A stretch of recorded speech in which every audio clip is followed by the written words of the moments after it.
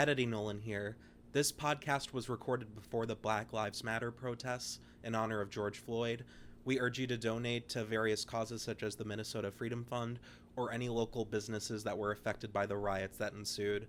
Thank you for listening, and on with the show. We're always in our clubhouse getting high. Super fuckers! Everybody wishes we would die. Super fuckers! Here we come like a bomb. Everybody fucking run and hide.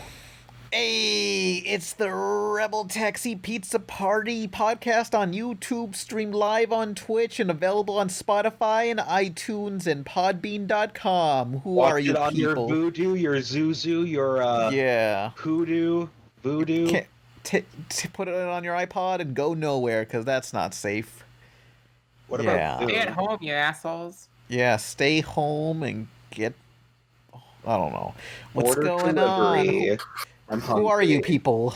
I'm Who Jim. is this? Hey. Jim, we have an order. We have an order now. It took us 130 episodes to figure that out. Oh, sorry. Jim, you're so selfish. Jesus. Sorry. Have you ever thought about being considerate, Jim? I just Like, thought think about other people. I'm sorry. Yeah, shut the fuck up, Jim. Okay. Anyway. Oh, boy. Hi, I'm Nolan. I'm really nice. Woohoo. Jim, That's my... Oh, hey, it's me, Jim, I think. Yeah, and I'm Izzy. Yay. Are you? And I like to think I And- am. we have a guest. Who is this? Hi. Hi. Yeah. Hi. Who are you? Hi. Who That is are my you? name. Hi. No, I'm JakeNeutron. What's up, JakeNeutron? Tell us more, Tell us more. You're being very vague. please. We need to know more. Who are you? I'm- What do you do? What's your social security number? The first number is no. No, I do, go on. I do animations and parodies and music on YouTube. Oh yeah. What do you do? What exactly does that entail? What kind of parodies? Shitiverse, where I literally just scream cuss words over Steven Universe or any show that I like. My channel's very unspecific. Is this your abridged series? Yeah. Yeah. See, someone's keeping it alive. It's not over. It's just because DBZ abridged gave up doesn't mean Steven Universe abridged has to. Wait, they gave up? Didn't they? I don't know, I don't follow them. Didn't like Dragon Ball abridge something, just like say, hey, we're tired of doing this for so many years. We're gonna do other things with our lives. Yeah, they ended. Yeah, I think they kickstarted some like reality show or something that they made themselves. I think that's what they were doing. I don't remember. I don't keep up with that. I thought I remember seeing a thumbnail for something like making Dragon Ball abridged. Yeah, Team 4-Star, they stopped. Yeah, it really wasn't a Team 5-Star production after all. Wow. That was fucking beautiful. Good Yeah, job. I can't believe Funimation Toei Animation fucking won, those bastards. God damn it. This reminds me, like, do you remember Dragon Ball? No, Super Mario Brothers Z. Yes. Yeah. What about it? I remember they came back, and then, like, it was like They're the big still back. return of... They're still back. They just... No, Patreon. hang on. I remember, like, this was a big Newgrounds animation in, like, the 2000s, and they came back in, like, 2015 or so, and they're like, we're fucking back. And then, like, one day later, Nintendo said, you stop that right now. And they gave up the dream.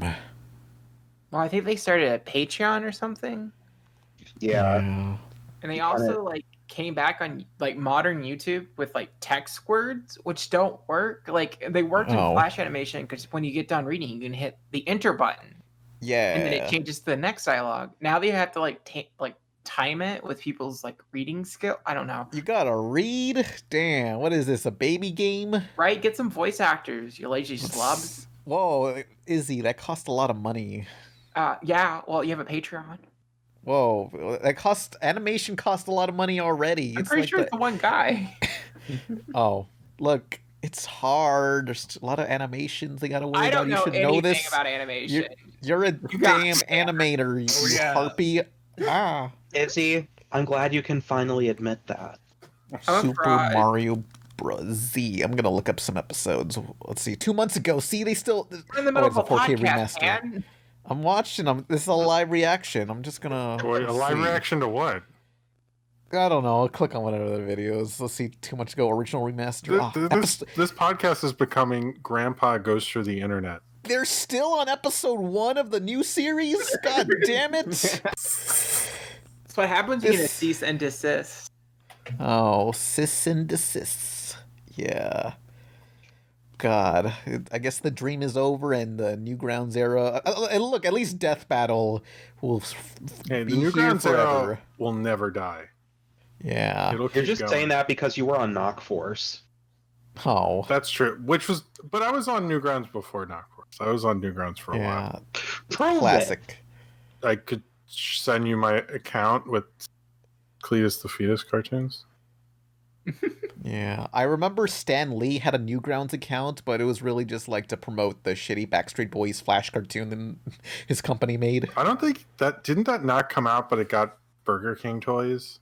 Yeah, it was like this it was called the Backstreet Project, and it was just like them as superheroes, and they tried to do that for like a week, and then they just gave up on the dream. No, but kids didn't.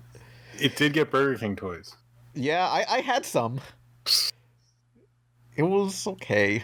It's like no one asked for this. It didn't make me think, oh man, I want to look into the Backstreet Boys and their action adventures. It's like no, I didn't care. That's just for girls, and we were all had our internal misogynisms as a kid. You know what I mean? Backstreet's back, man. You need to get with it. Yeah, It's true. back from the store. The Transformers will return after these messages.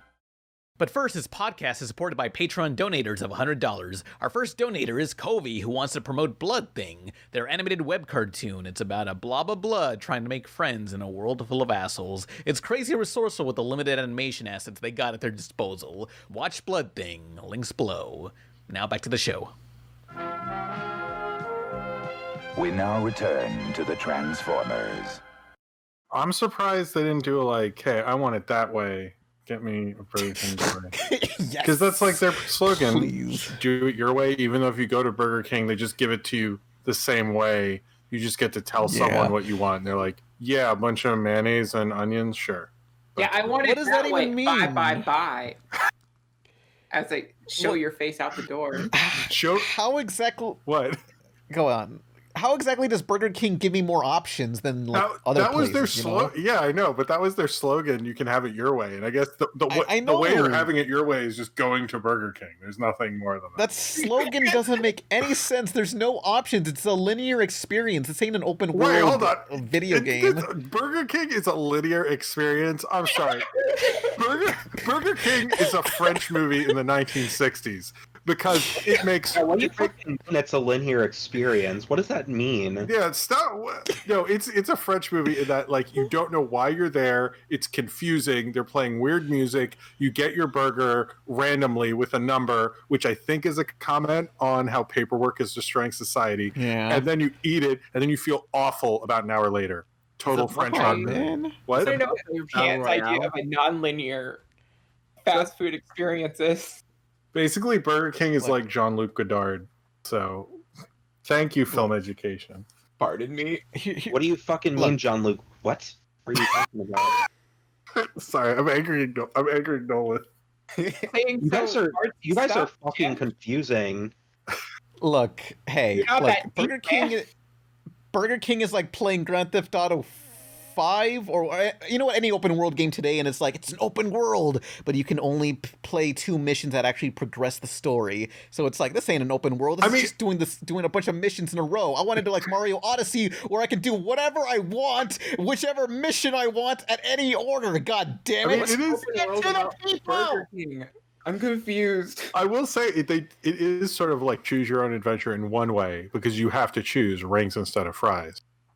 So Oh, that's 2 things. the Schrodinger's cat of the side at Burger King eats away at my soul anytime I'm in that line, even though I always go rings. But what would my life be if I chose fries? I don't know.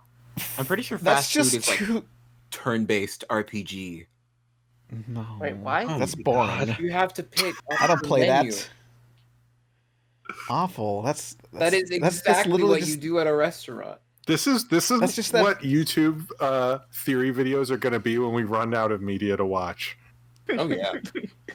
Okay, what did you guys' God. takes on Chinese food restaurant buffets? That has more options because it's a buffet. You know, that's how I have it my way. God damn it! yeah. I want like goddamn whatever this fried chicken stuff is that they release. I don't know what any of this chicken stuff is. It's all just fried to me, but that's good. Plus, also, That's China not food. only does it have Chinese food, but it also has American food, like chicken nuggets Yeah. and like Yeah. pizza. That really crappy Good pizza old- that's kind of good in its Yeah. own crappy way. Oh, like sort of like Chuck E. Cheese pizzas that way too, where it's like, Oh my gosh, I've never had Chuck E. Cheese pizza, and I feel like I'm not living. oh well, if Nah. if you're ever in New York, Sophie will get us into Chuck E. Cheese. I'm gonna look to see if Chuck E. Cheese pizza delivers. I They don't like how you definitely say don't. that. I mean, it's a pandemic; anything could happen. Actually, you know what'd be funny if Yeah. they deliver it and he's in the Chuck E. Cheese costume. I would tip please. so hard. Like I would raise I mean, money. No, According to that damn movie Freebirds, they do deliver. They apparently do deliver. Wait, according to the website. according to Freebirds, that No, that no. was Yes. According to chuckecheese.com, ooh. delivering pizza and parties. You can call your local store to see for deals, and apparently they have a tie-in with Scoob. Yes. Oh man. And do I get my Scooby Doo wristband or what do I get? Nothing. You get $5 Let's off see. the digital release of Scoob. I already paid for the damn movie. God damn it! Give me $5 I'm back. surprised how many of these people I've on the podcast with paid for this. Oh, someone in the comments mentioned Jarrett Riddick, a friend of mine, email buddy. Apparently, is the voice of Chuck E. Cheese currently. Oh, didn't know that. Yeah, Yay! Can we have Chucky on? but delivery to go. That's legit. They have $5 carry-out menus. Oh. Oh man, I scrolled down to the very bottom of the Chuck E. Cheese website, and it says this website is COPA compliant, safe harbor certificate. Damn, I thought COPA was just a YouTube thing. I didn't know it affected Chuck E. Cheese. Whoa. What else did what did this like stop Chuck E. Cheese from doing? Like, was their website a little more like hardcore? There was like prior, Yeah. prior before mouse COPA. burlesque acts, just a little extra cheese on the side, if you know what I'm saying. Yeah, a little too much cheese pizza. Oh man, I'm looking through like the Chuck E. Cheese Twitter. They have their old little Animal Crossing things where they made like their own shirts and stuff. Hell yeah! Who's the God. at the bottom of their site? They have like this little Chuck E. Cheese, like kid. Is that a kid version of Chuck E. Cheese, or is that Chuck E. Cheese's son or daughter? I Oh, can't really man. tell the. It's a mystery. gender. Like, who is he? Jr.? Chuck Jr. or I don't know. Cheesy I Jr. Yeah. I have no clue what you're talking about. What's the lore of Chuck E. Cheese? When's that movie coming out on Oh VOD? my gosh. I would be down for a Chuck E. Cheese They- movie. Yeah, because there's several made- characters. Who are the? Does anyone remember the other characters? Why is there not a No, McDonald's? Like, of all the like fast food joints that have mascots, I would be down for a McDonald's cinematic universe. Yeah, Well, they already made those don't they have the Klasky cartoons? Chupo short films. Those amazing short films, Yeah. I mean, yeah. cinematic classics. That's how I know Yeah. there would be a good film. God. God, wings. I didn't know that. Yeah, Damn, I know. want Like, some of I'm this. legitimately really excited about testing out Chuck E. Cheese delivery. Maybe we should all order Yeah. this to eat it all during MomoCon. I don't know. Yeah. Maybe not though. Damn. Nah. I don't think their arcade is open, though, sadly. We can't go there Well, afterwards. no, that's not.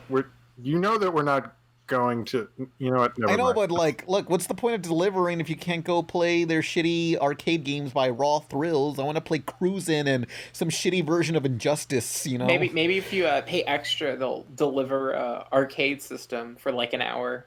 God.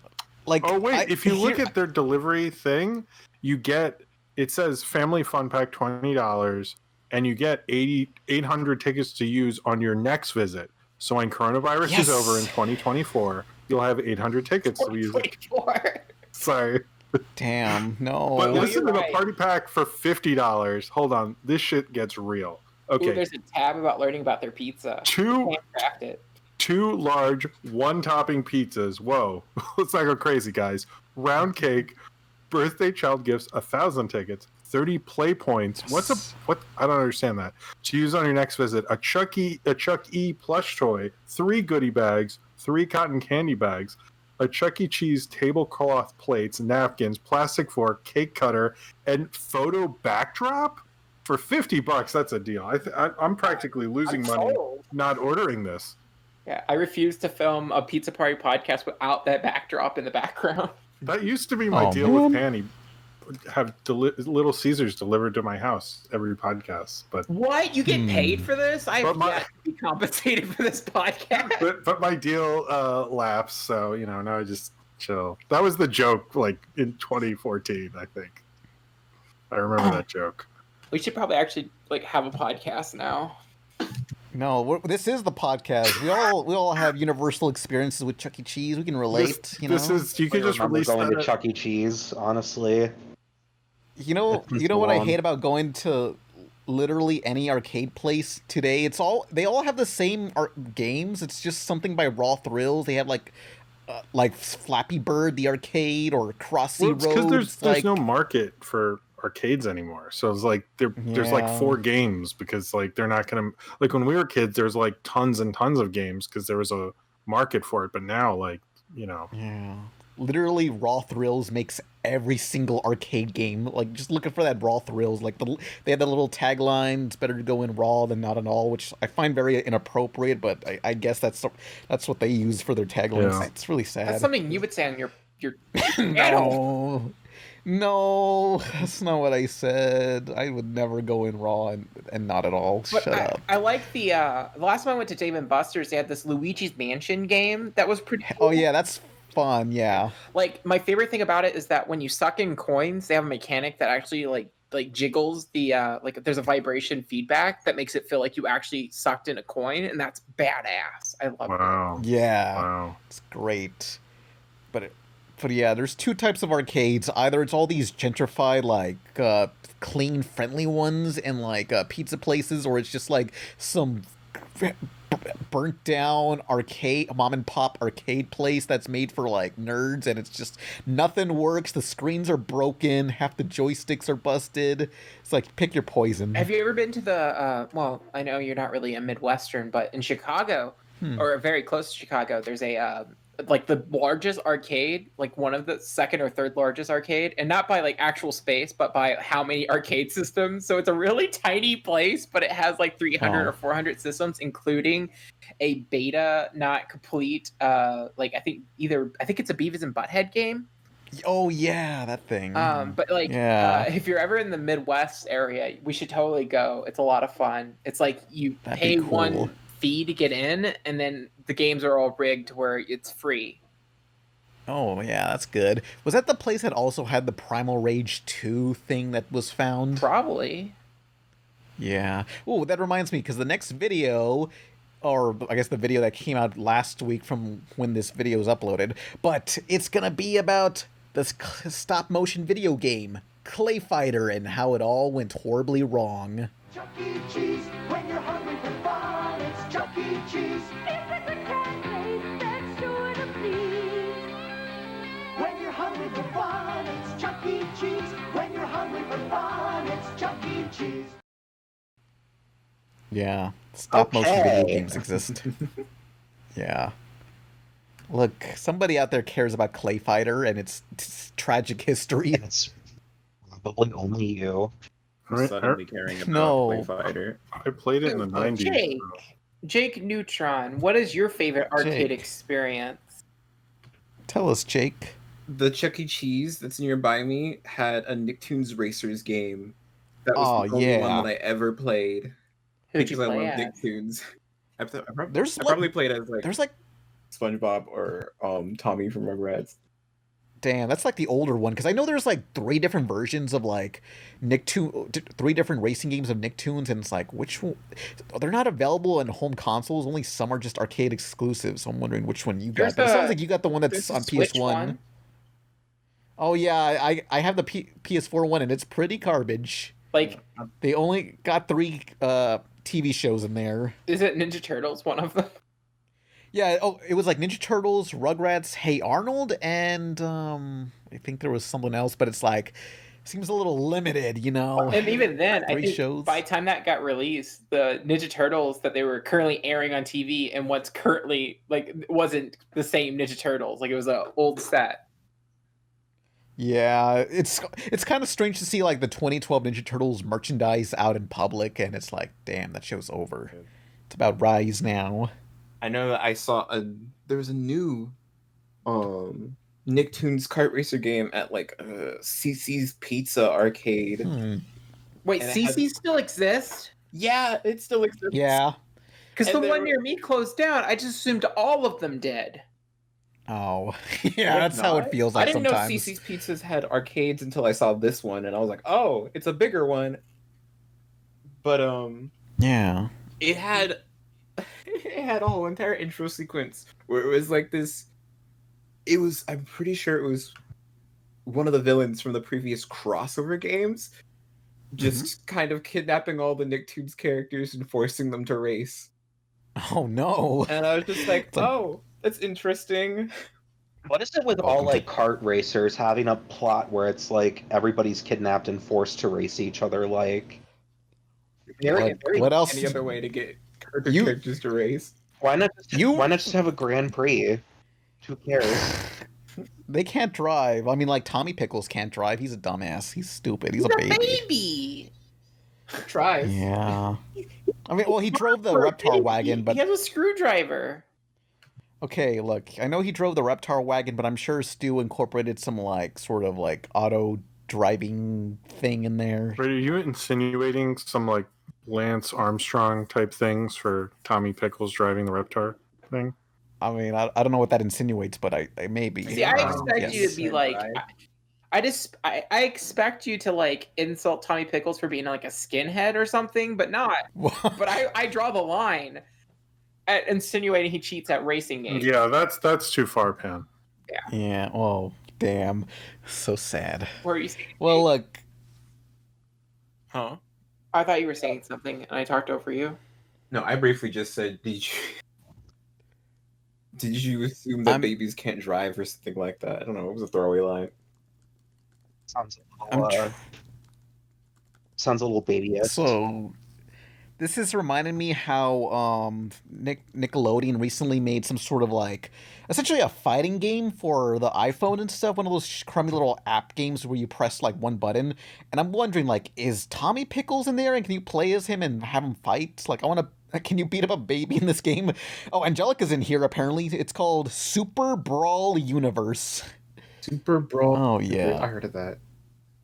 Yeah, and it's like, I guess you can beat up Angelica. I don't know if you can beat up Tommy in this game, and I'm just skimming. That bitch had it coming. I'm skimming. You can play as like the Rise of the TMNT characters beating up Timmy Turner. That bitch had it coming. Yes. Yeah, they all did. Oh, the avatars here, which should be fucking overpowered as hell, but it's not apparently. With this image. XJ9's in the game. Like share this with the class, or are you just gonna like talk about it? Hang on, let me send it to your recording chat. Yeah, XJ9's in the game. Yes, they didn't forget her. XJ9, I love her. Yes. Oh man, Heifer, hell yeah. Heifer's in this. Yes, this game is fucking great. I haven't seen XJ9 playable since Attack of the Toy Bots. Oh man, Attack of the Twinks or whatever it was. Yeah. Shut the fuck up. That's what it was. Damn, please, let me unlock Tommy. Just let me beat him up. Let me beat him up. Wait, you want to beat up Tommy Pickles? It's about time. I'm sure that's going to be a death battle one day. Wait, is this Pan or is this Angelica? No. I love this image. It just radiates, we are going to beat you to death energy. SpongeBob shaped like that. Like, I'm looking up footage of this Super Brawl universe, and like, Hey Arnold's in the game, and he has like this rubber hose era type animations where his body just stretch unnaturally. Like, it's like they never watched the show at all. I love it. Oh God, I'll use this thumbnail for the video. Yeah, Why wouldn't Cat Dog? This is so weird. Why would Cat Dog be like that? Oh wait, People have already ripped the 3D models out of the game. Oh, I hope so. Thanks, Spriter's the power that Resource. could give us. Man. Is Patrick dabbing? I don't know, but in this game, like, Zim's, like, entrance animation is just him doing, like, what is essentially, like, an Ed and Eddie run, where Ed would just, like, have his whole back, leaning backwards and running. You know what I mean? And it's like, Zim would never run like this, as far as I know. Why? I hate this. This is inaccurate to the characters. I'm mad. Why is Arnold shaped like this? This is why, like, it's so hard to get a character into Smash Brothers, because they had to, like, go to, like, the creator and say, hey, would the character do this? Like, no, he wouldn't do this. This is why this is important, because you end up with weird shit like Super Brawl Universe. Well, I mean, Oh my god, wait, is there a story? Sakurai, like, touch, I'm mad. Why is Patrick saying this? I love how you can have a fight in front of the Loud House. It's just like, yeah, beat up a kid in front of his own house. Don't fuck with us Loud House fans. No, don't bring out the Loud House fans. No. Well, they are dabbing. Nicktoons.com has a lot of brawl games. Yeah. They're too afraid to make a real one. Like, we will never have our own version of Punch Time Explosion again. Really sucks, because I just needed a sequel to be good. I like Punch Time Explosion. Yeah, it's time we take another crack at it. Like, it was almost a good game. Yeah. I was obsessed with the concept. Well, and the same. cutscenes. We can There was make some it nice... In Dreams for PlayStation 4 available now. Yay. There were some nice little fan service. Like, I remember they had a Flapjack fighting against other pirates, including the Candy Beard guy from Kids Next Door. That was good. But now we'll never see another game like that again. But I remember I messaged some guy who was a programmer, and he was talking about how essentially, like, some higher up was like, yeah, I don't like the fighting mechanics. Can you change them? And just because of that, it completely ruined everything from what they said. It was like a competent fighter, but it went to hell. Not surprising. I mean, Yeah, maybe I'd love to do another video on that. it was better than PlayStation All-Star Battle Royale. Yeah. Take it back! Maybe. Didn't it have more characters too? It had more PlayStation All-Stars. Yeah, my favorites like Dexter and the Powerpuff Girls, they were all in a PlayStation 1 game. It counts. I just miss, like, all the crossover games. I miss them so much. Yeah. We all do. Damn. Well, licensed games in general, it's like, yeah, that's a dying art. Well, just with need- Battle for Bikini Bottom coming... with Battle of Bikini Bottom... I can't say it! Battle of Bikini for Bottoms. Bikini Bottom Rehydrated coming out. Maybe they might do a Nicktoons Reunited thing, too. I mean, they could do. Yeah. I'm sure they would do an app, because most kids get apps of, like, any show they like has a app game now. So I just want a fifth. That don't count. I mean, that's like what licensed games are now. Gross. That's just what happened to licensed game, because they'll just, like, either make an app that has a ton of games, or they'll have a game on the channels app or something. It's like all apps now, because they just say, hey, mom, dad, can I play with your phone or use the iPad? So I don't want that crap. I want a real game, damn it. I mean, that to them, that's expensive. real games, you know? I like the Nicktoons saga ends with a ball of snot. Yeah. It's specifically God Snot. God snot. And Yeah. then the God snot controls people's minds. Yes. Why? Because shit, bro, I don't know. Fuck. Everyone looks so, like, shiny and ugly in that game too. Ooh. Take it back. They did. JakeNeutron looked so gross. Do you You think look gross. Whoa. I mean, I don't disagree, but whoa. do you oh man. Do you think Joker deserved to win the Kids' Choice Awards this year? Oh, yeah, no. I don't. Why is everyone's with that movie? Ugh, whatever. Yeah. Joker won what? The Kids' Choice Award, didn't you see?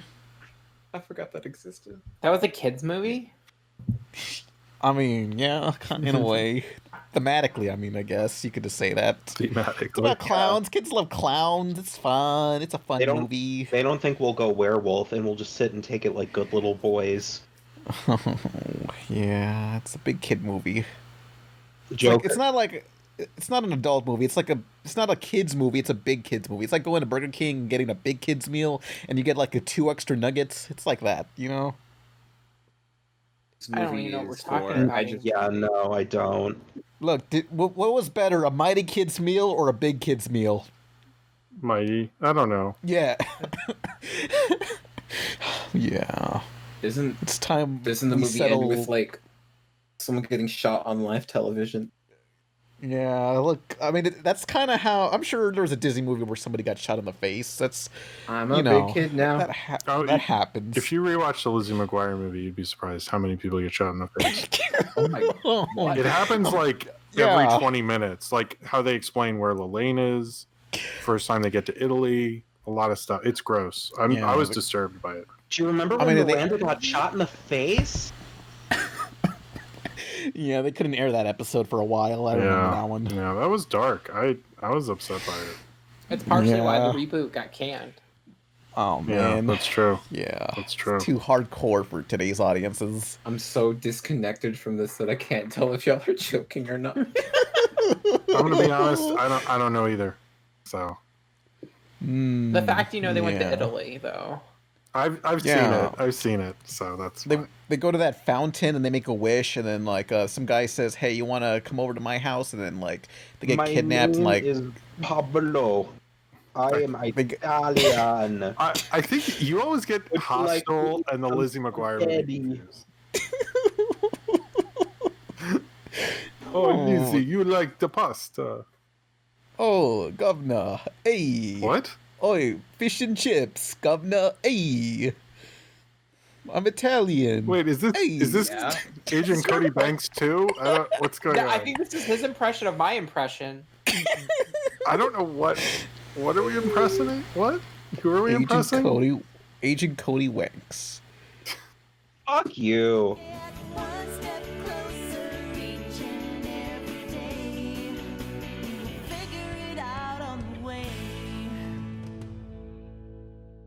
Okay, I want to just note that I watched like The Hollow, Scoob, like all of Owl House, like all of She-Ra to actually talk about animation on this podcast, and here we are. What? Outside of Scoob, why did you watch? This was supposed to be a podcast about Scoob, and we just gave up on that. Well, much like Scoob, you started talking about like a bunch of inane shit that nobody cared about.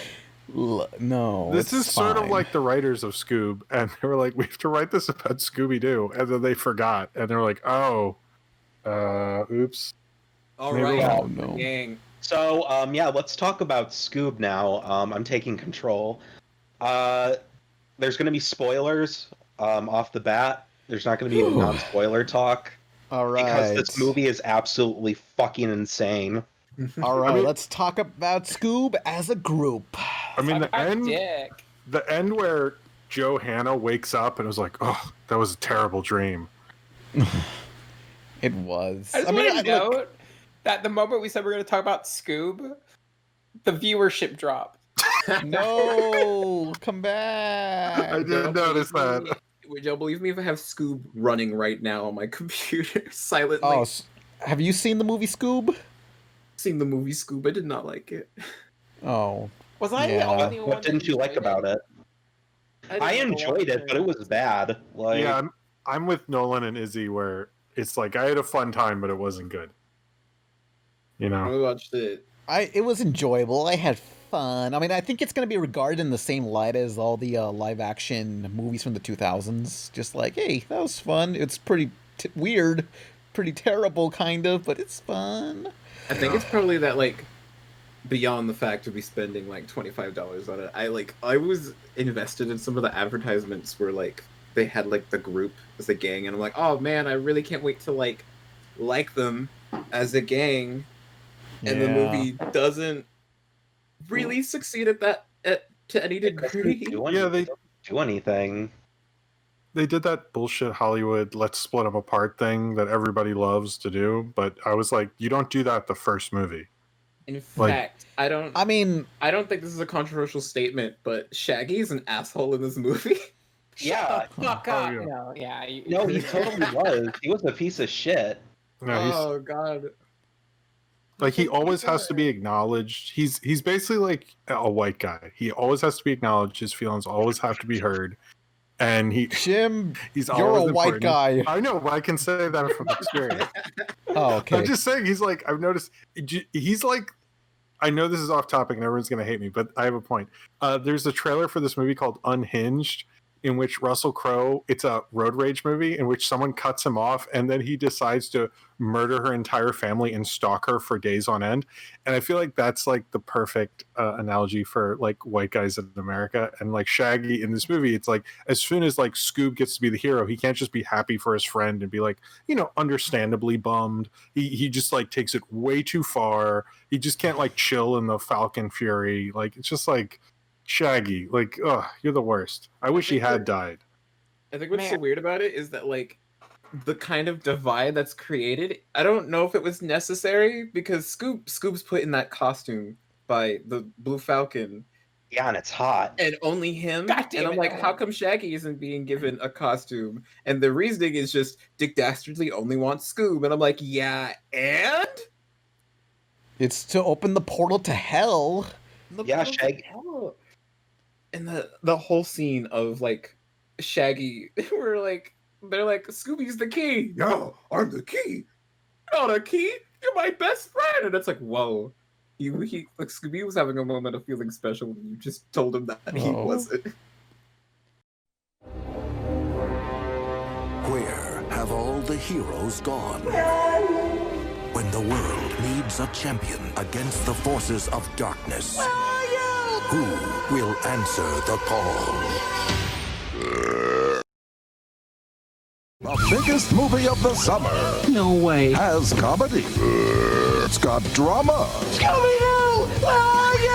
But most importantly, it's got best friends. Scooby-Doo, rated PG. And then you follow it up by telling him, you're gonna have to make a choice. Choose me or the adventure. That's not fair. Choose. And it's like, Bitch. Shaggy, what the hell? You can have Speaking of both. that, I love Will Forte, but this is his worst role. Oh, yes. Oh I'd yeah, agree with no, that. he was Oh. awful. He was fucking terrible. Oh. What's funny He is could not act and do the Shaggy voice. Not that he was doing a Shaggy voice. well, No, yeah, he was struggling. Like it was very clear he was struggling to perform as Yeah. Shaggy. I didn't what's notice, weird is notice if that you at had all. asked, if you had asked Yeah. me of the celebrity voice cast who was the best cast of them, I would actually probably say him. But then when I watched the movie, I didn't like him at all. So it was like the weirdest because everyone else is sort of like what Zac Efron, people like that. They're just not very well cast. Like that shouldn't have been Fred. Things like that. Forte as Shaggy is like the ideal casting in your head. That Yes. sounds like it should be so right and fails so poorly. Yes. Sometimes think about Carmen Sandiego being Velma and I just laugh. Oh yeah, that's true. I didn't think of that. Is she? Yeah, Yeah, the it's voice of Gina Velma Rodriguez. Yeah. I don't know shit about. Yeah. Which I love her. But she's not really given like a lot of the characters feel aren't really like- given that many great lines. I feel bad for Fred, Daphne, and Velma because not only are they some of the more hideous looking characters, they have fuck all to do. I mean, I feel like this movie should have just been about Shaggy and Scooby, and they just tell them to fuck off, you know, or they haven't met them yet or something, you know. Well, it should have just been a Scooby-Doo story. It wasn't. Yeah. It was like the separate thing. That was its biggest issue, is because when they do these, it sort of was a cinematic universe starter, and those are always so bad because they're trying to accomplish way too much. And like it's almost like all these studios sit there and go, they don't actually make Iron Man. They make Iron Man 2. and you don't start your cinematic universe with Iron Man 2. Oh. And I think that's the issue, because Iron Man 2 sucks. And you know, speaking of that, like, remember the after credits? I was expecting it to be like, I don't know, like Johnny Quest comes in and says, "Hey, you want to see all this other stuff or something?" Like to hint at something. But all the after credits was a simple like slideshow of just like, "Hey, here's the characters all here, the other Hanna-Barbera characters." Yeah, it was not. I was surprised her laptop had the Johnny Quest logo. Does that mean like Johnny Quest is like Steve Jobs in that universe or something? I don't think Johnny Quest, but Dr. Quest. Yeah, that's a good point. That makes sense. Granted, Johnny does wear the Steve Jobs like sweater thing. Oh no, he's gonna die. Oh, Johnny. They haven't done anything with John. I know they've talked about it for forever to do something new with the property, but they never really have, which is why I think they're not allowed to talk about it on Venture Brothers anymore. Oh, are they not? Yeah, I think there was a point where they had to stop, but I forgot the whole deal with that. Because if you notice, after a certain point, they don't reference Johnny Quest anymore, and there was like something happened there. I forget the whole deal with that, but there was like, I think they were asked to like cut it out, even though it is a Johnny Quest parody. But well, it's kind of shifted more into like an Avengers superhero thing. Yeah. No, they're the Fantastic Four, right? When they're, I thought that's what they were sort of doing. I don't know. It's been a little bit. They did that like they did that in season 1. No, I mean not like exactly the Fantastic Four, but the idea of like having a penthouse in Manhattan and like a place where they live that also has science stuff. Reminds me of the Baxter Building, you know? Oh, okay. Did they move on from that? I think I might be. No, behind. they're still there in New York. Yeah. Anyway, Scooby-Doo. Yeah, sorry. Simon Cowell in the movie. Simon Cowell in the movie is terrible. Oh. I never. Okay, so like, why was that the inciting incident of the movie? He just comes out of fucking nowhere and is like, I mean, yeah, I don't want to sponsor you unless you kick out Shaggy and Scooby. That's literally what Scooby-Doo has been doing for years. Like, here's a celebrity, fuck you, and that's it. No, but the difference is like usually it's like tongue in cheek, but like this literally kicks off the events of the entire fucking movie. Oh shit! I mean, yeah. I was thinking about that later, and it's like, why have Simon Cowell there? Like, shouldn't it make more sense? And not that I think they should have gotten anyone, but like, shouldn't it be someone from like Shark Tank or something? One of my friends was like, it should have been Gordon Ramsay, and I was like, that actually works. That's funny. Yeah, like someone who it would be like, I mean, it doesn't really make sense, but it would make more sense than like Simon Cowell. Like, does he invest in like kids solving mysteries on the side? Well, I think it's supposed to imply that Simon Cowell actually isn't in the movie. It's just Dick Dastardly in costume to separate them. Oh yeah, that's right. But don't they actually get a business at the end? But it's not related to Simon Cowell, isn't it? Yeah, but at the same time, they still have Scooby and Shaggy. Yeah.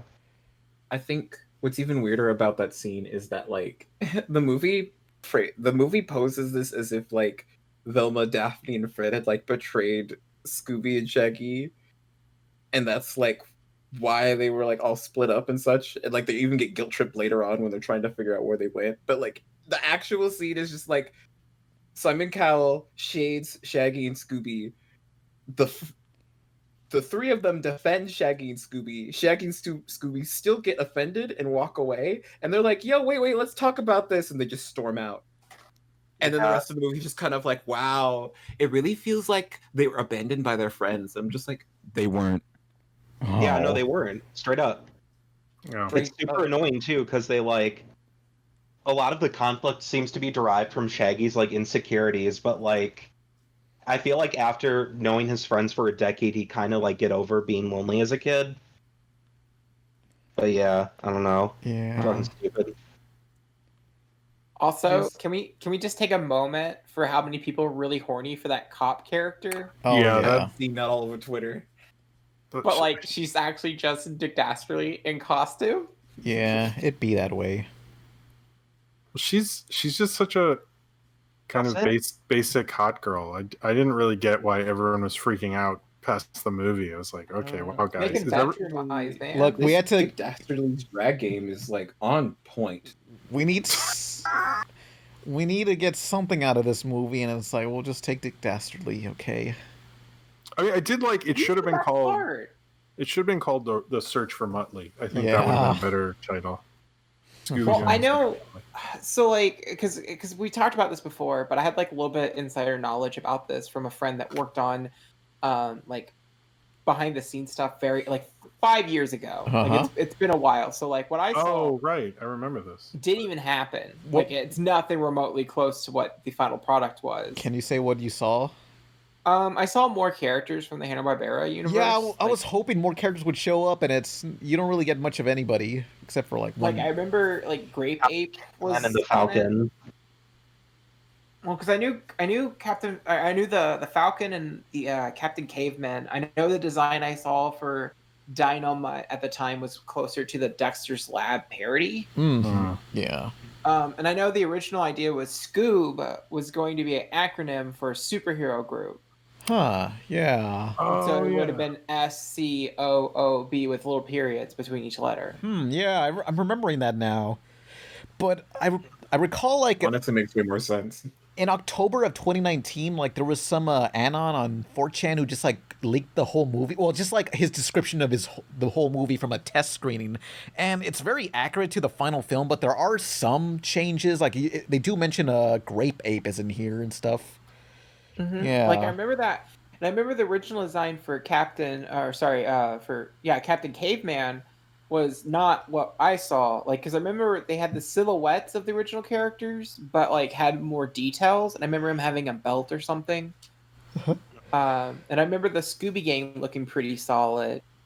And then like I remember Captain Falcon being more closer to like a Bruce Timm, like 3D drawing. Yeah. But I don't know any of the plot points or anything. It'll be... So Oh, go on.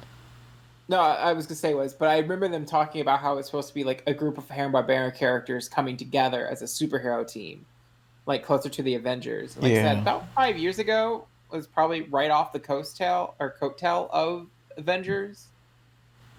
Yeah. I mean, that's when the SpongeBob... It wasn't really a SpongeBob superhero movie, but it was marketed as such. Happened. So I'm sure they looked at the box office of that and went, let's do this. Yeah. But like I like certain small elements. Like Blue Falcon and Dynamite being in it as like stand-ins from Commander Cool and Mellowmutt is neat. Oh, is that what that... Because I thought that was weird that they switched the Blue Falcon Dynamite dynamic for this. So was that what those guys were like? Those other characters were like? Well, in a pup named Scooby-Doo, Scooby and Shaggy were obsessed with two superheroes, which were basically Blue Falcon and Dynamite, but without the names. I think they just swapped the things because, I don't know, the dynamic, they can make it closer to Scooby and Shaggy the way that they did it. Yeah. I don't know. Yeah, it's going to be interesting to see what this movie, like, I feel like over time, there's going to be more and more unraveled of like what the behind the scenes stuff, you know, what the original ideas were for this. But I'm wondering, like, is this going to actually make a sequel? Because apparently Trolls World Tour did well from what they say. But Jim, you're doubting that, right? Oh yeah, sorry, I've been shit talking on Twitter, I guess. Well, the problem with that whole idea is we don't know what Trolls made. The original made on VOD and Blu-ray and all those other things. So when they say we made more on Trolls than theatrical, I'm like, yeah, but that's sort of like taking out a revenue stream, basically, because you can't re-put it out on VOD late, like 6 months from now, or on Blu-ray, like no one's going to care. So I don't know. With Scoob, I know there was like other deals with streaming services overseas and things like that. I'm not sure if it'll make sense. But if it made a ton of money, and it also was priced to own, so maybe that'll change things. But I don't think this is like, it's not a good sign. They're definitely making less money. There's no way around it. But I guess I know the merch has been selling like crazy. So if like the merch has sold billions of dollars, then maybe there'll be another one. But I don't know if like there's interest in, like, I haven't heard any kids talking about Blue Falcon or Dynamite, just Scoob. So I think they might just get another Scooby-Doo movie with Hanna-Barbera, you know, cameos. Was Trolls also full price to watch? Trolls was $20, but you couldn't own it. Okay. But the other problem with VOD numbers is that there's no way to track it. So no one's exactly sure if those trolls numbers are accurate or not. They could be lying because it's from a company who's wanted to go VOD for a long time. So they have a vested interest in making those numbers look right. Whereas Scoob, Warner Media doesn't care as much if, doesn't want all their movies to go VOD, and they're a little more responsible. Like, if you notice, like, there's no theaters are upset at Scoob, but they're upset at Trolls because Universal didn't call the theaters and work out deals and calm everyone down. They just announced it about an hour after they told the theaters, and Warner Media called all the theaters for like weeks and like was like, "Hey, we're really sorry, apologies, we still want to work with you," all this stuff. So it's like a very different situation. Anyway, sorry if this was boring. I'll stop. No, it's interesting because it's like, what's gonna happen 5 years from now? Is Trolls really gonna change the world? I don't know, but it is. I was thinking today, it is interesting if we're gonna go, because normally I talk about animated movies and live action movies, and there's been nothing going on with live action during this quarantine, and there's been so much going on with animation, and it's basically animation is changing the theatrical model and provoking all this discussion, and it says a lot about the medium that, we're all stuck inside, and this is what's dominating all of pop culture. So anyway. Yeah. But yeah, I don't know. We'll see what happens with Scoob. I'm curious if they. I don't. To my understanding, it's not because they don't have faith in it. Why it went to. I mean, obviously, it's other situation, but they apparently do have faith in it and want to keep going. So, I think it's possible, but who also knows? Like there's so many complicated things. Like they probably don't even have a release date for it because all the release dates got fucked around. So like this, who even knows where they could even put one? So I think it's like they're probably not thinking about it because they're like, we have a lot of things right now and I just want to take a nap. Yeah. Well, one thing I want. Well, I guess one more thing I want to bring up is the fucking conclusion where I guess spoilers. Shaggy gets sent to hell, and he just comes back. Can someone explain how that happened? I think they just... That was actually a dropped plot point. What happened was Shaggy would have been implied to have been sent back in time, and he would build a statue so in the present day it would appear, and it would explain how to save him. So the statue's there, but they forget to explain that, or rather infer that he was the one who erected it. Yeah, because that leaked person who saw the screening mentioned the whole going back in time and statue thing. So it's like, it makes no sense now. It's just like, hey, power of friendship saved him, I guess, now. Yeah, basically. Like, I actually like that conflict. It was like, whoa, what are they going to do next? Is this going to be the part that sets up the to be continued? And it's like, no, nothing. It was pointless. I mean, I was worried because I watched it with my daughter Sophie, and she would get upset when Shaggy and Scooby weren't friends. And when he died, I was like, oh no, movie, don't do this shit to me right now. I wanted it to happen. I was just because I was like watching her, like, are you gonna get upset? And then he came back. She didn't. I could tell she was getting a little upset, but she didn't say anything. But I was like, right when that happened, I was like, fuck you, Scoob. Fuck you, man. Like, seriously, you're supposed to be the distraction during quarantine, not to give. No. Don't pull Optimus Prime shit during COVID. We're not doing it. Speaking of like all this drama, can we talk about how like Scooby talks way too damn much and how distracting it is? No. Yeah, like fucking, I'm like Scooby Doo. Like usually, if you like look back on like old stuff, he doesn't talk that much. But in this movie, he's constantly talking, and it starts getting grating after a while because it's like Frank Welker does a good job, but like Scooby is just like, God, shut up. I can really tell what he's saying too. Like during that like Shaggy Scooby argument, I could half of what he was saying. I was like, huh? Could you speak clearer? It's a product of just Scooby-Doo in general. Like, I know that each incarnation, he's been getting more and more dialogue as they try to make him more of a character. Which is like, you could just pantomime. You could have him like act out more and say like one-worded stuff.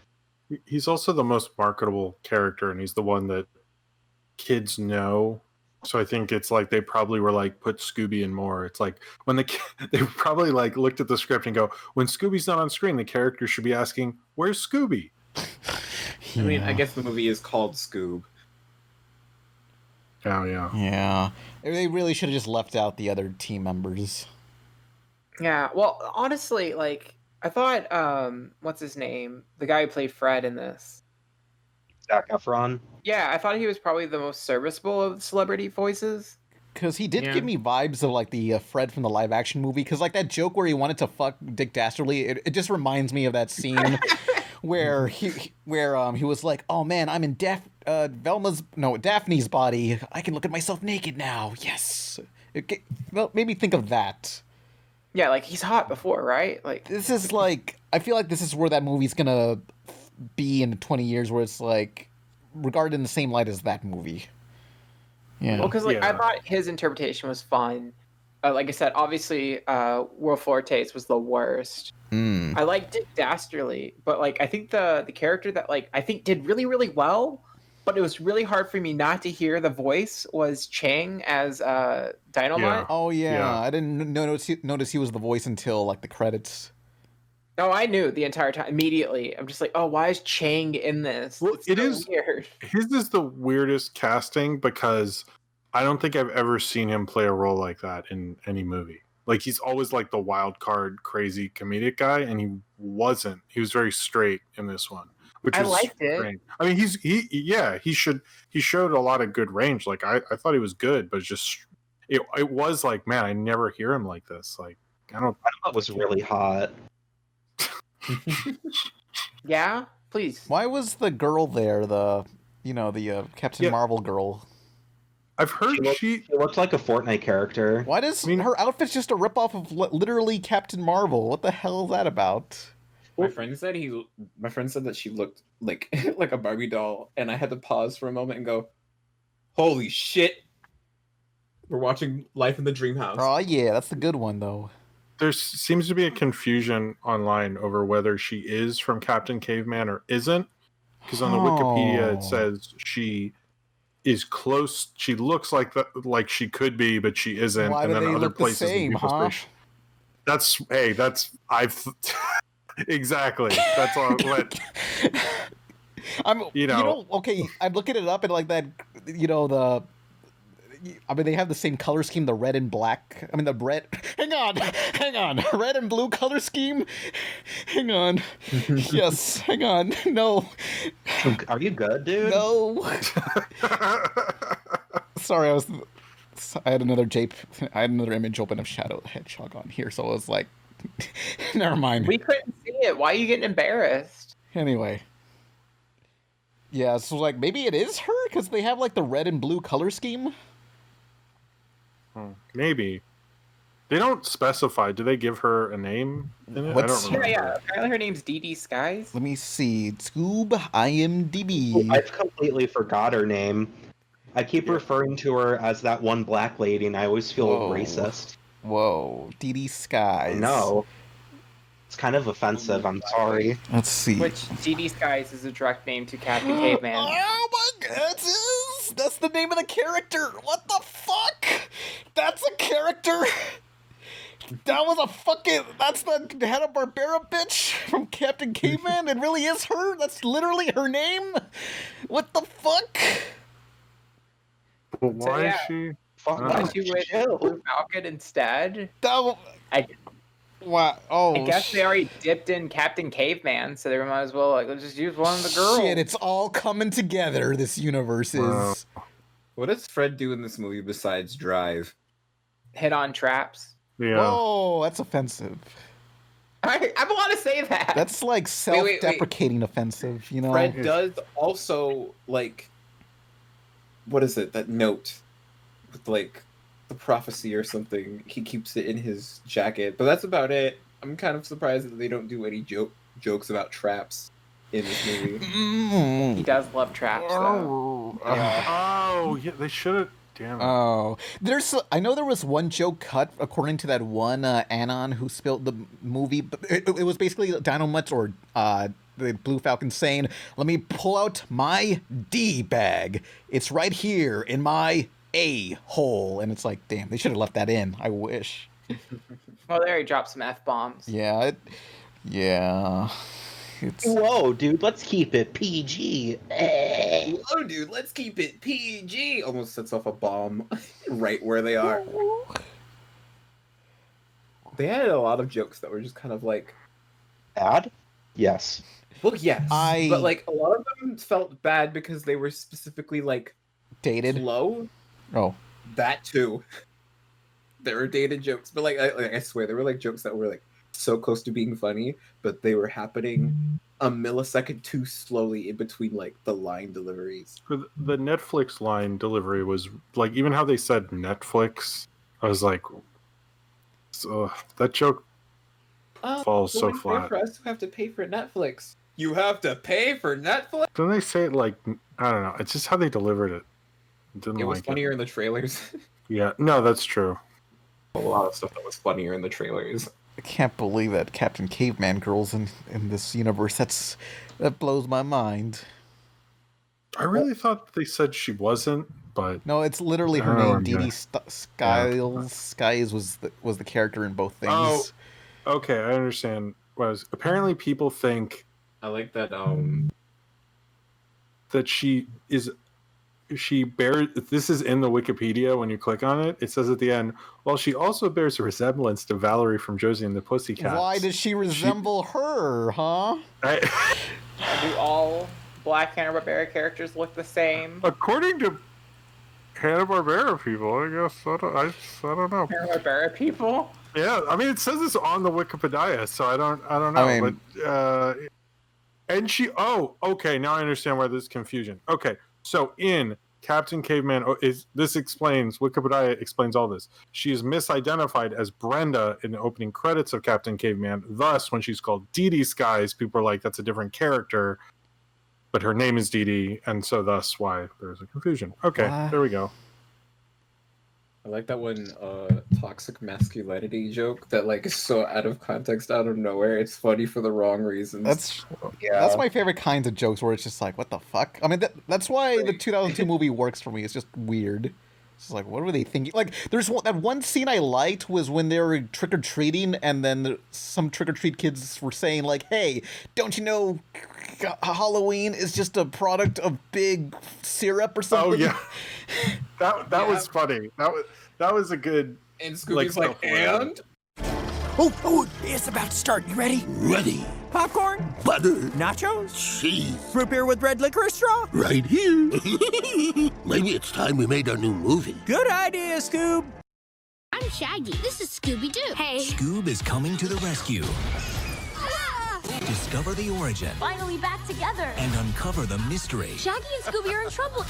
Let's go save our friends. Scoob, rated PG. Yeah. Honestly, if the movie was them as kids the entire time, I think I would have liked it more. Yeah, agreed. Because the best jokes are in that beginning part. They needed to be kids longer, I feel. Like, being an asshole would have made a little bit more sense if he was younger. Yeah. Yeah, that, and also just I know people are probably gonna say like, oh, you don't need to like establish Scooby in the game, like we all know who they are, and I'm like, you kind of do in this instance, because it's like they're trying to set up this whole fucking universe or whatever. Yeah. A reboot. It's like, yeah, it's like a big reboot. Scoob could technically be the first Scooby-Doo something that a kid watches. Yeah, I question that. I will say, because I know most kids I know who he was before they watched it. They were like, a lot of kids, Jim? I mean, yes, but that's a what? That, well, I mean, yeah, but also I'm explicitly talking in the context of this is a new cinematic universe. No, that they're trying to establish. Like, this is not the normal Scooby-Doo world that we're all used to. So, like, not establishing, like, who they are in the context of this new universe just kind of, like, really doesn't make any sense, in my opinion. No, it's true, actually. And doubly, like we were talking about earlier, how Simon Cowell kicks off the events of the movie by saying, "Hey, Shaggy and Scooby, you guys kind of suck." Like, we never really see them like fucking anything up for the gang. explicitly like all they do is like get distracted by lunch and hide in a closet. That's it. True. We never see them like royally screw up like they did in the second movie, the original one. We needed a caper for them to Yeah. end as an adult. Yeah, honestly, from like it's just a storytelling perspective, they don't set up these things. Like the movie on its own, if you didn't know these characters or understand them, even understanding them, it's kind of like lame to watch. Like these characters just kind of like having issues with each other, and you're not understanding why. Especially also sometimes it's just contradicting. It's also just really contrived too, because like I remember somebody saying like, "Oh well, the gang were like ready to throw Scooby and Shaggy like out to like make Mystery Inc." and that's not even true. Mhm. Like that fucking does not happen. They try and talk to them. They're like, "Wait, don't go. We can talk this out." yeah, they're like Scooby and Shaggy are our best friends. We're not gonna like shit on them and leave them to the fucking wolves.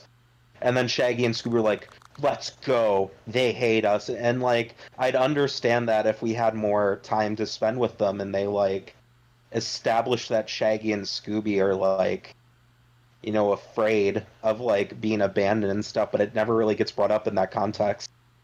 It's just, you guys are being mean. We're leaving. Yeah. And it's like, we weren't though. Oh. But you are. Goodbye. Simon Cowell. Yeah. Leaving. I know we talked about it, but can I just mention again how much I really fucking hate that Simon Cowell was the inciting incident of this entire cinematic universe. Oh, no, that's absolutely the Hanna-Barbera cinematic universe in this context would not exist had Simon Cowell not showed up and dunked on Scooby-Doo and Shaggy. I hate it. Wouldn't it make more sense to have someone like in like the MCU, like have a Hanna-Barbera character be the inciting incident? That's what I said that too. I was I was talking to my friend Mark about it, and I was like, it'd make much more sense if it was like a Hanna-Barbera character, but like they aren't in your face about it. They just show up and go, I'm like Johnny Questlove or whatever, and I'm here to like buy your company or whatever, but Shaggy and Scooby need to go.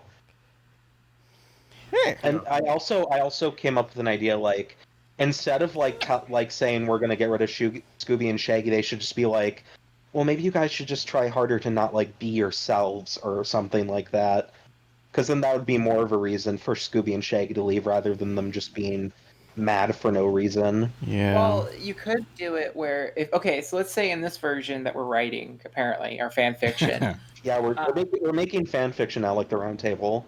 Yeah. Oh. So our theory video here is that like what we could do is we could have the Quest people. So like they go to the Quest labs or something, and so their funding person is going to be Dr. Quest. And Scooby and Shaggy fuck up something. Like they get spooked by something in the lab, destroy some stuff, and that's why the investor doesn't like Scooby and Shaggy.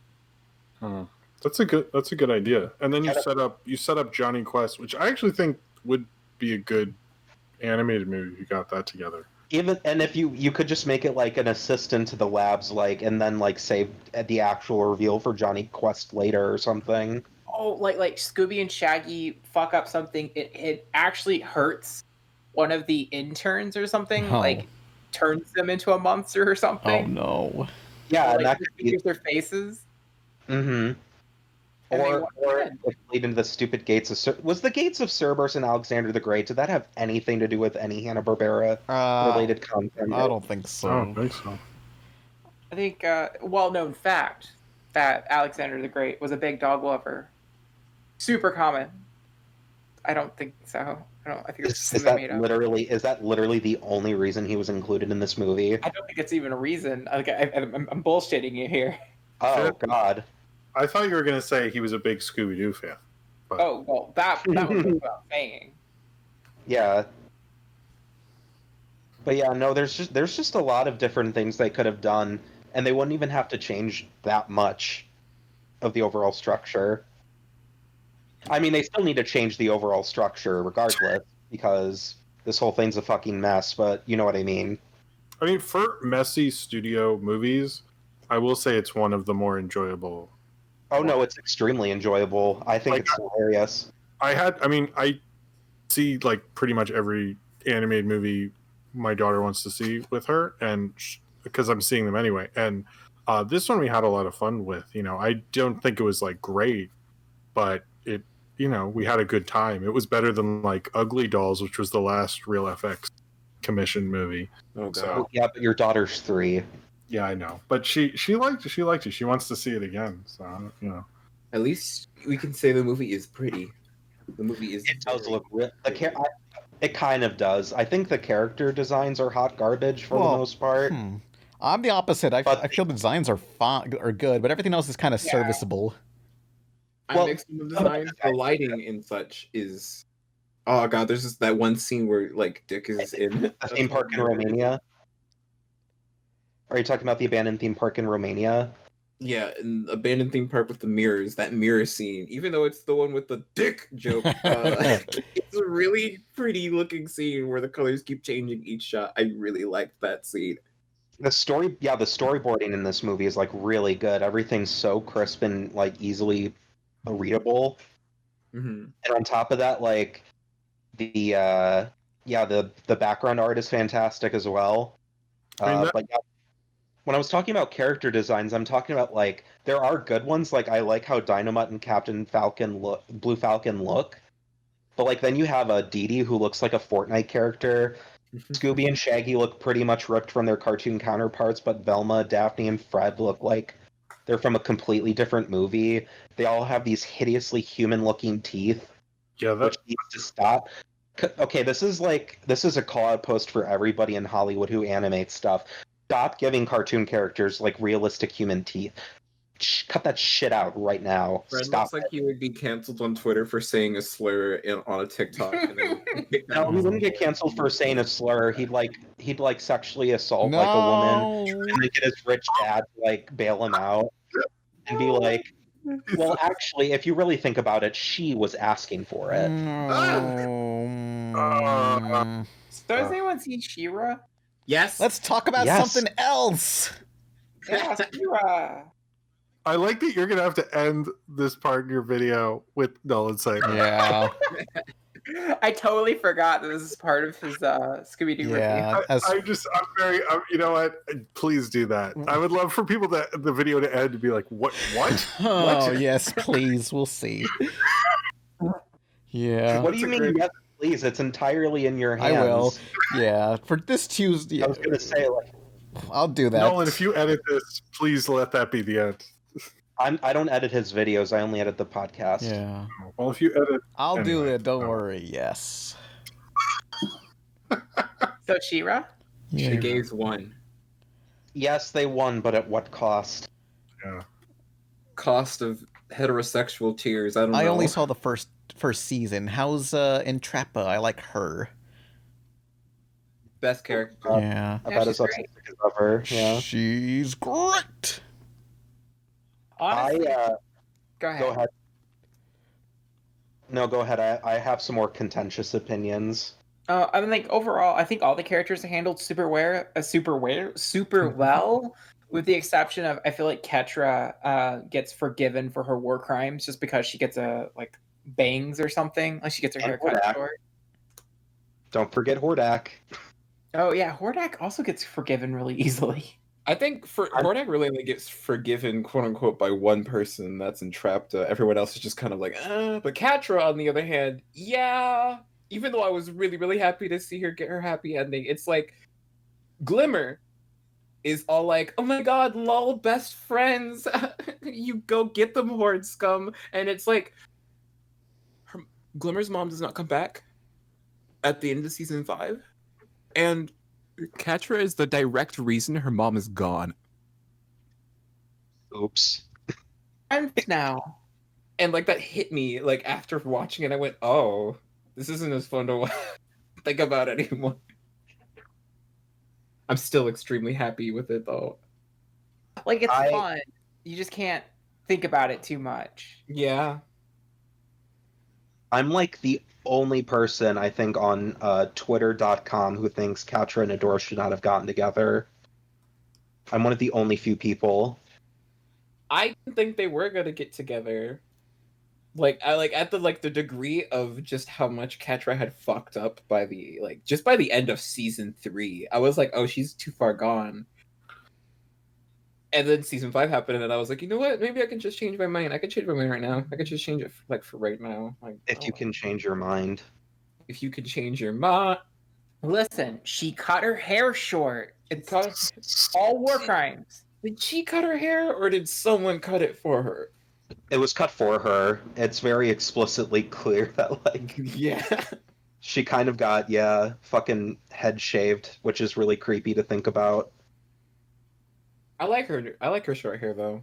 I do too, but, the implications are very creepy, and I don't like it.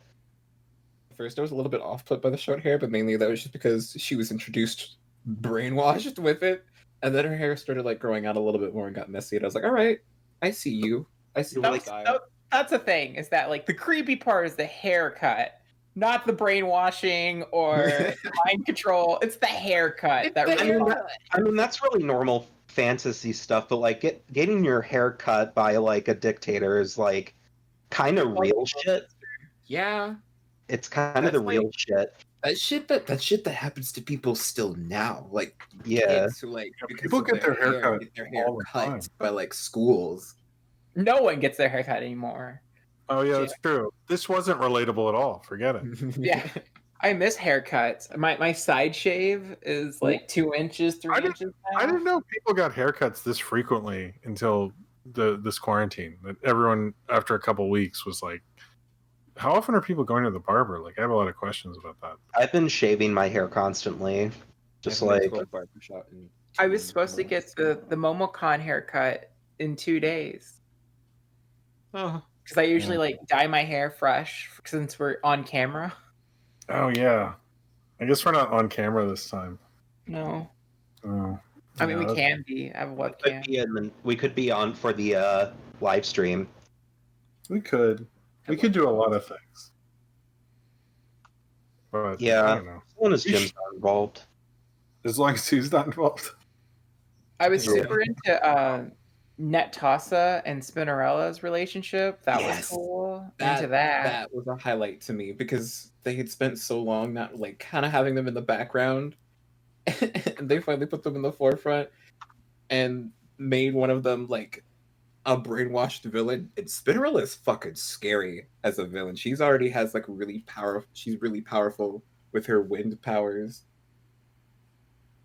Also, what the fuck is net powers? Laser barriers. Basically. No, I get that, but the rest of the princesses are fire, water, ice. She's very nets. Nets. Everyone's elemental, and she's nets. I mean, it's probably just because they fucking had to deal with adapting stuff from a 30-year-old property where they just needed to make toys. So, net person. Don't they make fun of it in the show? They poke fun at that.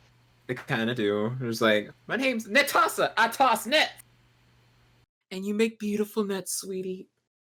Yeah. But yeah, no. Ending was a little disappointing, but it was good. I think it's a good show. The ending kind of seems like they kind of left it really, really open for if they ever wanted to come back, they could. See, that's the thing, is that this She-Ra made me really realize, in comparison to Steven Universe Future, I kind of want more shows that have an epilogue episode where they just kind of let the. Because you go through all these stuff, right? You go through this huge peril, you have victory, and then you have 3 minutes left of the episode to really kind of let the characters set up their ever after. But I kind of want to just have a moment with the characters with not drama and just kind of breathe. Yeah. Also, I want to see, stuff maybe Glimmer and Catra have a conversation about, her mom and stuff. I want stuff addressed. I like that, Actually, I'm now really, thinking about it, that, Catra and Glimmer do kind of spend a decent amount of time in the beginning of the season interacting, mainly because they're just kind of, two enemies in, a situation where even worse enemies just kind of like looming over their heads in complete control, and they take solace in each other, and that's probably that plus Catra saving Glimmer. That's probably why Glimmer was much easier at being forgiving.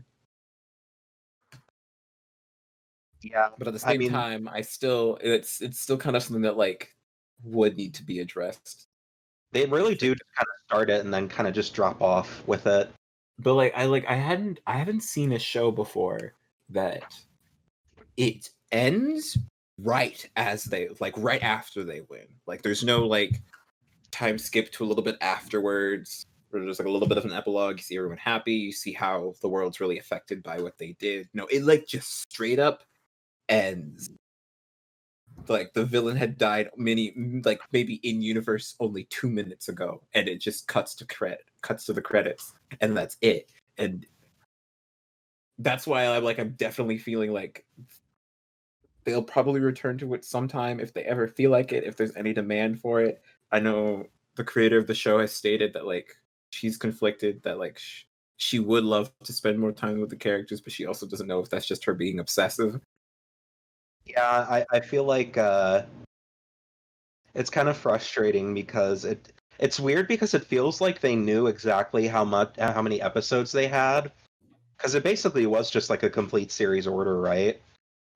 Mm-hmm. It's like sure. 13 episodes per season ish.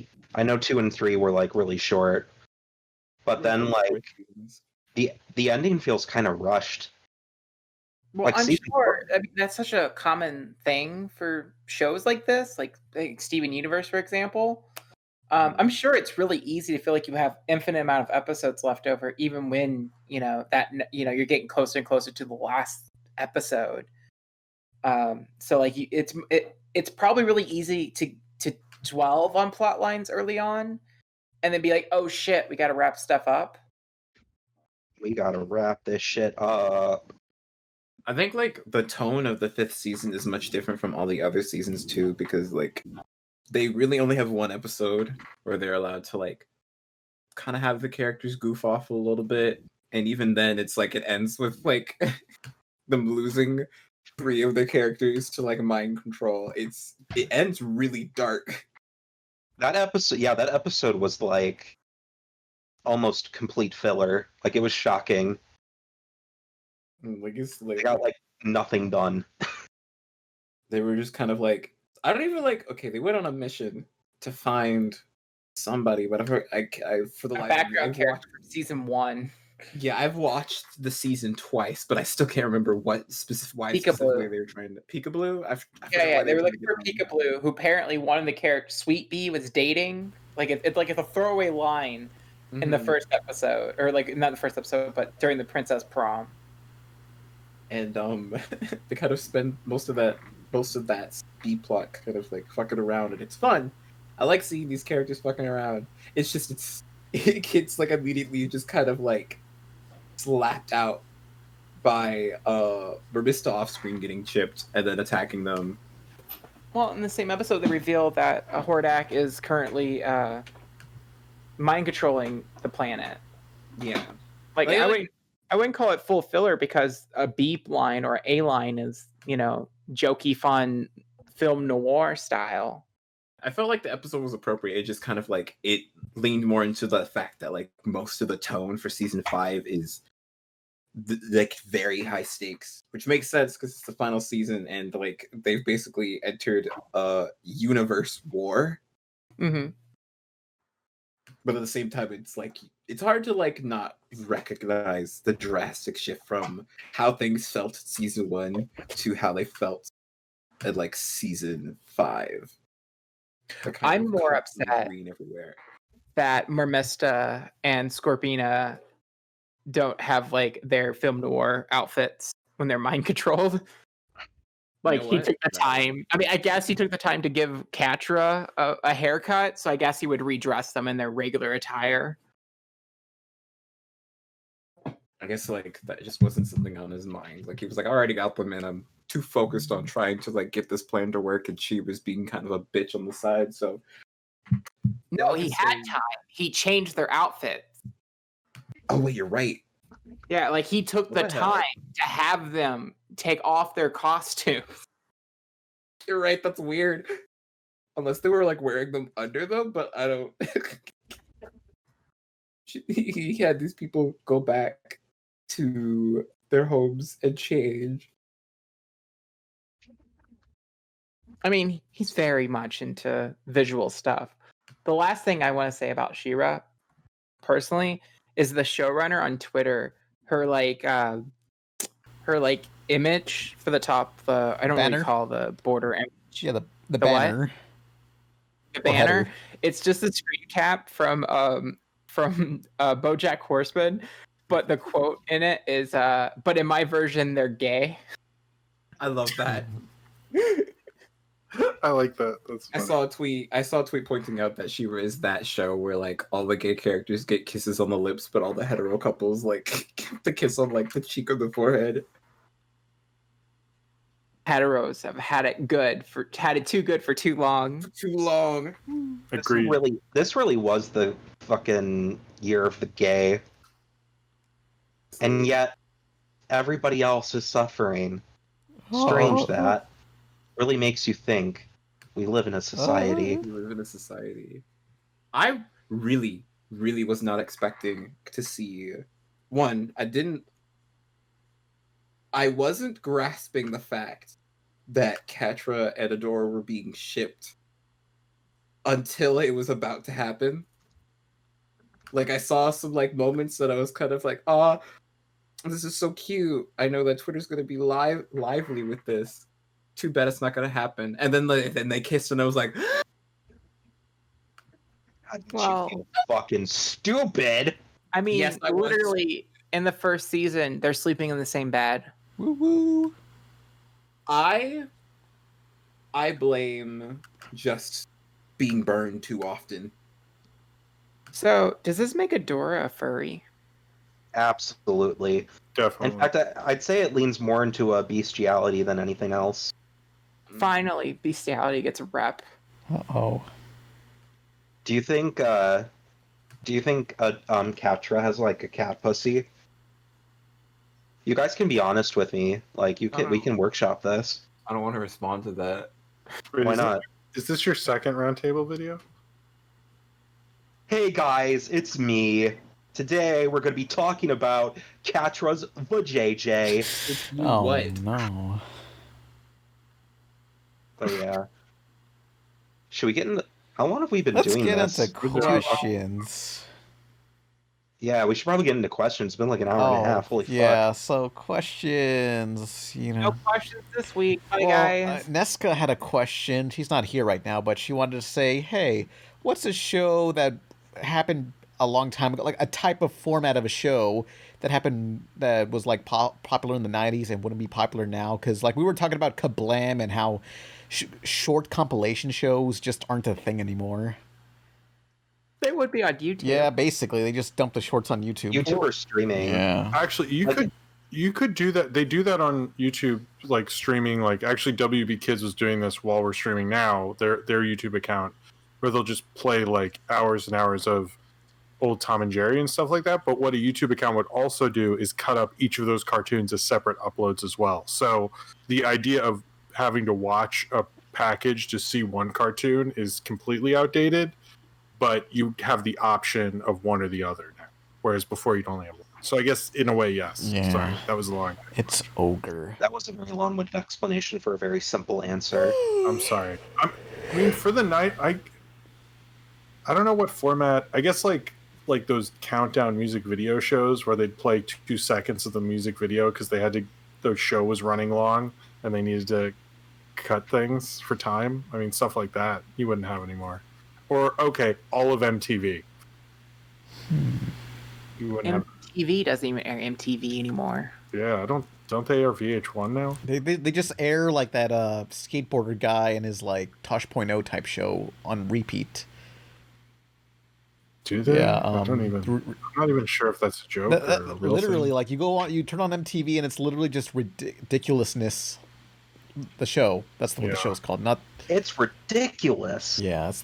I'm not sure. Like, actually, talk shows where it would be mainly someone interviewing someone else for a long period of time just doesn't exist on TV, and I mainly think that's because of podcasts. Yeah. Because you'd never do like you used to have like a late night like the Tonight Show was like an hour and a half, and like they'd have these long discussions, and you would never put that on TV now.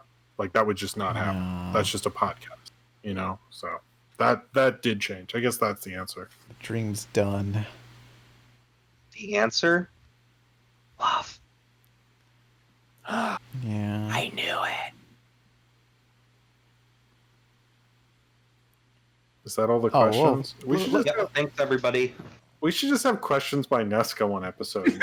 10 questions Nesca wants us to answer. Can we do that for MOMOCON? Maybe, yeah. Woo. Have Nesca write 10 questions. Oh, yeah. Let's see. It's salty stuff. Question. Pam, will you continue your Tony Hawk retrospective? Maybe it's time because they're bringing it back with Tony Hawk Pro Skater HD 1+2. This time it's another HD remake of the first two games, but this time they won't fuck it up. Hopefully.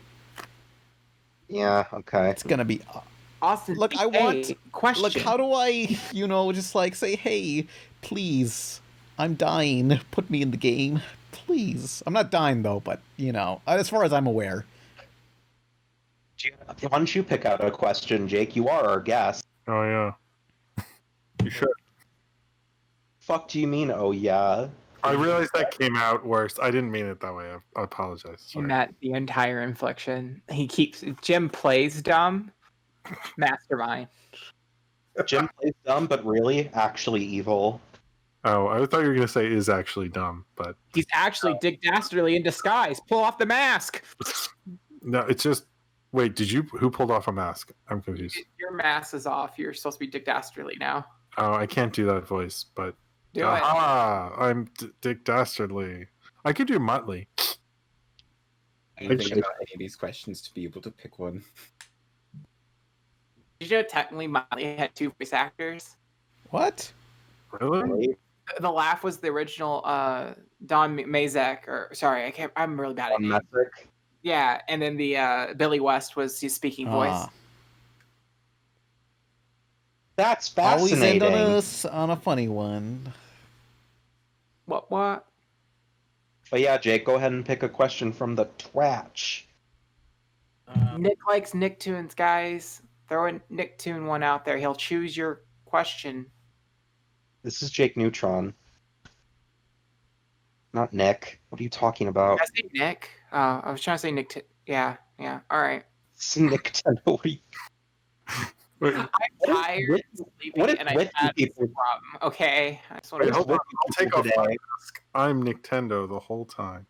Oh God. You know that She-Ra We have other questions. She-Ra 2018 is over. Hey, Jake is telling us to be quiet. In like 10 years. I just Jake, picked the She-Ra. Jake, you need to speak up. What was the question? Bringing the mic closer to me. There you go. Now, chat keeps moving.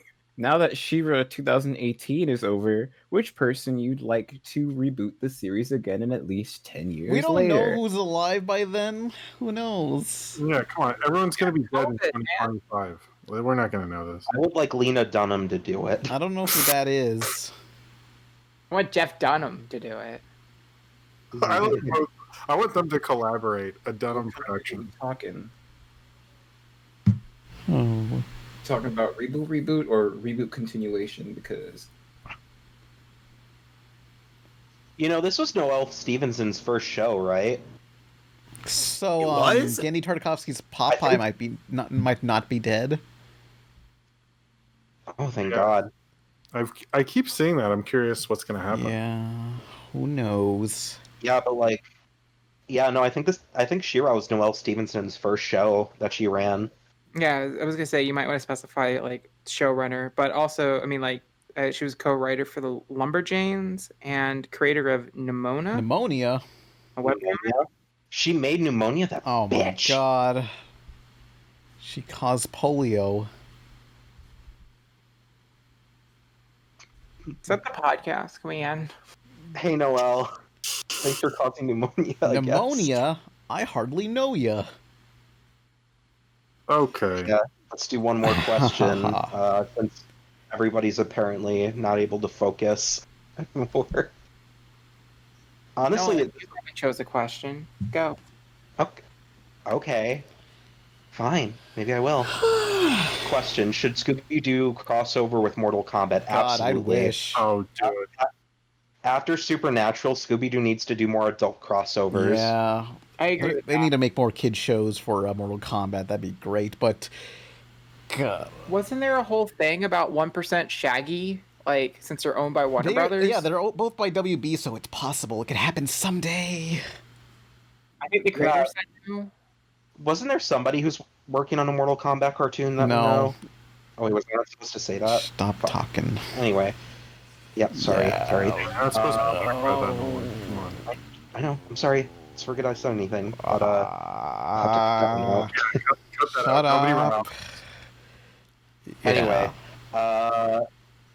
So, yeah, that was a pizza party. I'm Pan Pizza. Who are you who people? is everybody else? Please tell us. I'm JakeNeutron. I'm Scooby-Doo. I'm Jim Neutron. Do you have any upcoming things you want to promote, Jake, before we head out? The next Shittiverses? I don't know. They're probably gonna be about lapises. I don't know when they're gonna come out. I'm lazy. Stop being lazy. Easier said than done. Is it though? Yes. I don't buy that. But yeah, and I'm Nolan, I guess.